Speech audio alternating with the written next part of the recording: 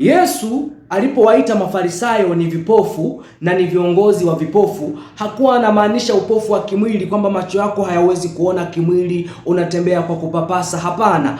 Alichokuwa anamaanisha Yesu kuwaita Mafarisayo vipofu ni kwamba ni upofu wa kiroho ambao ni hali ya mtu yeyote ule asiyekuwa na ufahamu wa neno la Mungu kwa usahihi. Maana yake ni kwamba mtu yeyote asiyekuwa na ufahamu wa neno la Mungu kwa mapenzi makamilifu ya Mungu, huyo mtu ni kipofu. Maana yake ni kwamba kama hauna uwezo wa kulielewa neno la Mungu sawa sawa na mapenzi ya Mungu, huyo mtu ni kipofu. Sasa hawa watu walikuwa ni watu ambao wanasoma sana hivyo vitabu vya neno la Mungu, lakini walikuwa bado hawawezi kumuona Yesu katika hivyo vitabu. Vitabu vyote Yesu anasema kwamba vilinizungumzia mimi. Mimi ndio utimilifu. Mimi ndio hilo neno ambalo mnalichunguza, ndio mimi. Yesu anathibitisha hilo, lakini ni vipofu kwa sababu gani? Kwa sababu hawawezi kumuona Yesu kwenye hilo neno. Kumbe unapolisoma neno inakupasa umuone Yesu.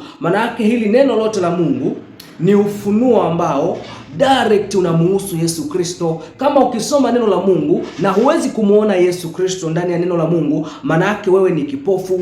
Bwana Yesu asifiwe sana.